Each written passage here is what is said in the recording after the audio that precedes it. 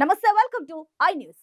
ఈ క్షణంలో ప్రపంచంలోని అతిపెద్ద సాయుధ పోరాటం ఎక్కడ జరుగుతుందో తెలుసా? 24 గంటల పాటు తూటాల చప్పుడు ఆగకుండా వేలాది గన్నులు పేలుతున్నది ఎక్కడో తెలుసా? రెండు వైపుల నుంచి అత్యధిక ప్రాణ నష్టం ఎక్కడ జరుగుతుందో తెలుసా? మన పక్కనే, మన తెలుగు రాష్ట్రాల సరిహద్దులోని ఛత్తీస్గఢ్ అడవుల్లో ఈ నిమిషంలో అతి భీకర సాయుధ పోరు జరుగుతున్నది. అటు మిలిటరీ బలిగాలు, ఇటు మావోయిస్టులు ఎదురెదురు పడి కాల్పులు జరుపుకుంటున్నారు. మావోయిస్టులను నామరూపాలు లేకుండా చేయాలని పోలీస్ బలగాలు అస్త్ర శస్త్రాలతో దాడులు చేస్తుండగా మనుగడ నిలుపుకునేందుకు మావోయిస్టులు సర్వశక్తులు ఓడుతున్నారు. గెర్రలా దాడుల సూత్రధారిగా చెబుతున్న హెడ్మా అలియాస్ సంతోష్ అష్ట దిగ్బంధనంలో ఉన్నట్టు కూడా వార్తలు అందుతున్నాయి. ఇనుప గుండ్లు, ఉక్కు గుండెల మధ్య సాగుతున్న పోరులో నేల కొరుగుతున్న ప్రాణాలను చూసి పచ్చని పల్లెలు తల్లడిల్లుతున్నాయి. ఉక్రెయిన్ రష్యా వార్ దృశ్యాలు మనం రోజు టీవీల్లో చూస్తాం. ఇజ్రాయిల్ పాలస్తీనా గొడవలు మనకు సుపరిచితమే. దశాబ్దం క్రితం ముగిసిన ఎల్టీటీఈ పోరు ఇంకా మన కళ్లలో మెదులుతూనే ఉంది. కానీ మనకు కనిపించని, వినిపించని భీకర పోరు మన పక్కనే జరుగుతోంది. మధ్య భారతదేశంలో దండకారణ్యం విస్తరించిన సువిశాల భూభాగంలో ఇప్పుడు ఓ యుద్ధమే జరుగుతోంది. పాకిస్తాన్, చైనా సరిహద్దుల్లో మోహరించిన భారత సైన్యం ఎంత అప్రమత్తంగా ఉంటుందో అంతకు మించిన అప్రమత్తతతో పాటు యాక్షన్లోకి దిగి మిలిటరీ, పోలీసు దళాలు తమకు అప్పగించిన పని చేసుకుపోతున్నాయి. మావోయిస్టు రెడ్ ఆర్మీకి ఆఖరి రోజులుగా అధికార వర్గాలు అభివర్ణించే ఆ ఆపరేషన్లో ప్రతిరోజు వేల తుపాకీలు పేలుతున్నాయి. లక్షల ఇనుప గుండ్లు ఖర్చయిపోతున్నాయి. రెండు పక్కల పదుల సంఖ్యలో ప్రాణనష్టం జరుగుతూనే ఉంది. ఇప్పుడు ఈ క్షణంలో కూడా అక్కడ ఎన్కౌంటర్ అని సాధారణ పదంలో చెప్పే మహా సంగ్రామం సాగుతోంది. అధికారిక లెక్కల ప్రకారం 13 రాష్ట్రాల్లో ప్రభావం కలిగిన మావోయిస్టులు అతి పెద్ద సైజు రెడ్ ఆర్మీని నిర్మించారు.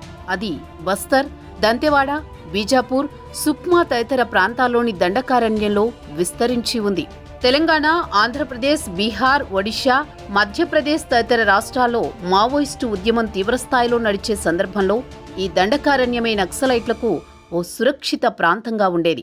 ఇతర రాష్ట్రాల్లో వివిధ కారణాల వల్ల నక్సల్స్ ప్రభావం తగ్గుముఖం పట్టడంతో మావోయిస్టులకు ఆ ప్రాంతమే ఇప్పుడు ఆయువు పట్టుగా మారింది. స్థానికంగా కూడా అక్కడ వారికి గట్టి మద్దతే లభిస్తోంది. అడవిలో ఉండే సహజ వనరులను బహుళజాతి సంస్థలు కొల్లగొట్టి గిరిజనులను అడవి నుంచి వెళ్లగొడతారనే అన్నల హెచ్చరికలు అక్కడ బాగానే పనిచేశాయి. అక్కడ మావోలు జనతన సర్కార్ పేరుతో ప్రత్యామ్నాయ ప్రభుత్వమే నడపగలుగుతున్నారు. నక్సలైట్లే అక్కడ పాఠశాలలు పెట్టడం, ఆసుపత్రులు నడపడం కూడా స్థానికులను వారికి దగ్గర చేసింది. ప్రభుత్వం చేసే పనులు అన్నలే చేసి పెడుతుండడం, తమ హక్కుల కోసం, తమ బతుకు కోసం వీరు ప్రాణాలు అర్పిస్తున్నారనే సానుభూతి కూడా ఉంది. అందుకే మావోయిస్టులకు స్థానికుల సహకారం అందుతోంది. ఫలితంగానే వేలాది మంది చుట్టుముట్టినా నక్సల్స్ ఇంకా అక్కడ పోరాటం చేయగలుగుతున్నారు. అన్ని రాష్ట్రాల్లో మావోయిస్టు ఉద్యమాన్ని నామమాత్రంగా చేయగలిగినా ఛత్తీస్గఢ్ రాష్ట్రంలో కేంద్రీకృతమైన నక్సలైట్లు మాత్రం ఇంకా బలంగానే ఉండడాన్ని కేంద్ర రాష్ట్ర ప్రభుత్వాలు తీవ్రంగా పరిగణిస్తున్నాయి. ప్రస్తుతం ప్రపంచవ్యాప్తంగా కూడా కమ్యూనిస్టు భావజాల సాయుధ పోరాటం కొన్ని దేశాలకే పరిమితమైంది. ఫిలిప్పీన్స్, నార్వే లాంటి చిన్న దేశాల్లో చిన్న దళాల స్థాయికి ఈ సమసమాజ నినాదపు సాయుధ పోరు దిగిపోయింది. ఒక్క మావోయిస్టుల ఆధ్వర్యంలో మాత్రమే అతిపెద్ద కమ్యూనిస్టు సాయుధ పోరు నడుస్తోంది. కాబట్టి అటు కేంద్ర ప్రభుత్వం, ఇటు అగ్రరాజ్యాలు ఛత్తీస్గఢ్పై దృష్టి కేంద్రీకరించాయి. వేలాది మంది సైన్యం ఇప్పుడు ఆ అడవిని జల్లెడ పడుతున్నారు. ఒకప్పుడు రహదారుల సౌకర్యం కూడా సరిగా లేని మారుమూల ప్రాంతాలకు కూడా ఇప్పుడు రోడ్లు వచ్చేశాయి. సగటున ప్రతి 3 కిలోమీటర్ల విస్తీర్ణంలో 1 చొప్పున పోలీస్ బేస్ క్యాంపులున్నాయి. హెలికాప్టర్ ద్వారా ఎప్పటికప్పుడు సాయుధ దళాలు, మందుగుండు సామాగ్రి, ఇతరత్రా వనరులు అందుతూనే ఉన్నాయి. శాటిలైట్ వ్యవస్థ ద్వారా డ్రోన్ల సహకారంతో నక్సల్స్ కదలికపై నిఘా వేశారు. ఏమాత్రం అలికిడి విన్నా ఠక్కున వాలిపోయి ప్రత్యక్ష సాయుధ పోరుకు దిగుతున్నారు. స్థానికుల నుంచి సహకారం అందకుండా గ్రామాలను ఖాళీ చేయిస్తున్నారు. గ్రామాల మీదకే రాకెట్ లాంచర్లు ప్రయోగించే సందర్భాలు ఉన్నాయి. ఇక నక్సల్స్ నుంచి కూడా దాదాపు అదే స్థాయి ప్రతిఘటన ఎదురవుతోంది. ప్రభుత్వ సాయుధ దళాలను ఎదుర్కొనేందుకు వీరు కూడా వ్యూహాలు పన్నుతున్నారు. డ్రోన్లకు, శాటిలైట్లకు దొరకకుండా అడవిలో బంకర్లు నిర్మించుకుని తలదాచుకుంటున్నారు.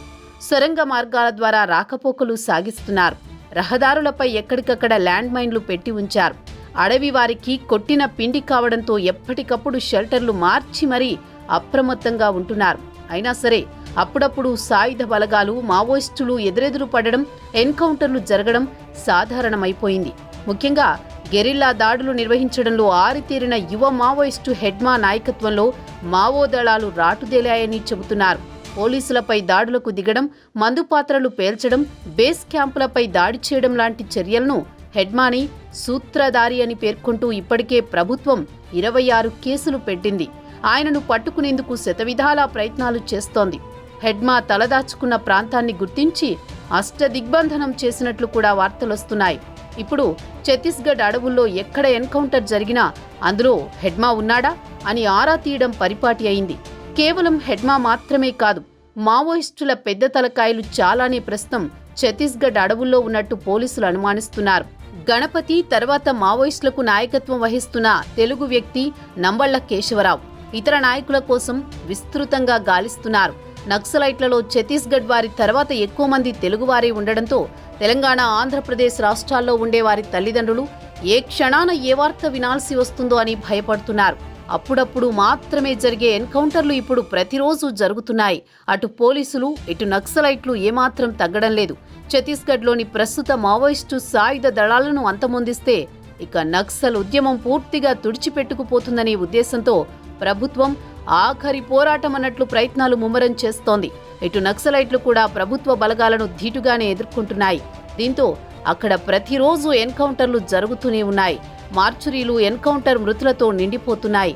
సమీప భద్రాచలం ఆసుపత్రికి కూడా మృతదేహాలు, క్షతగాత్రుల రాక ఎక్కువైంది. ఏ రోజు ఎవరి మరణ వార్త వినాల్సి వస్తుందేమోనని స్థానిక ప్రజలు ఆందోళనతో ఉన్నారు.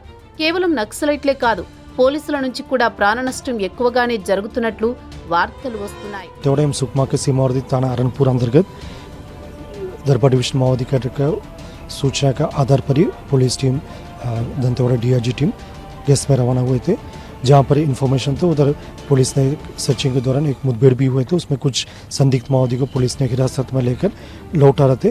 शेष टीम अंदर लगातार सर्चिंग अभियान में जारी रहा। जिस टीम वापस लौटा रहे थे उनमें से अरणपुर और समली के बीच में एक गाड़ी को माओवादी द्वारा टारगेट की गई थी आईडी ब्लास्ट के माध्यम से।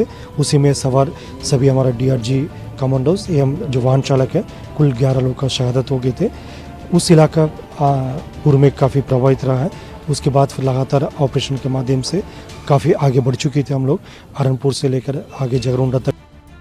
మొత్తం మీద ప్రస్తుతం ప్రపంచంలోని ఏ మహాసాయుధ పోరుకు తీసిపోని విధంగా చావో రేవో అన్నట్లుగా మావోలు, పోలీసుల పోరు కొనసాగుతోంది.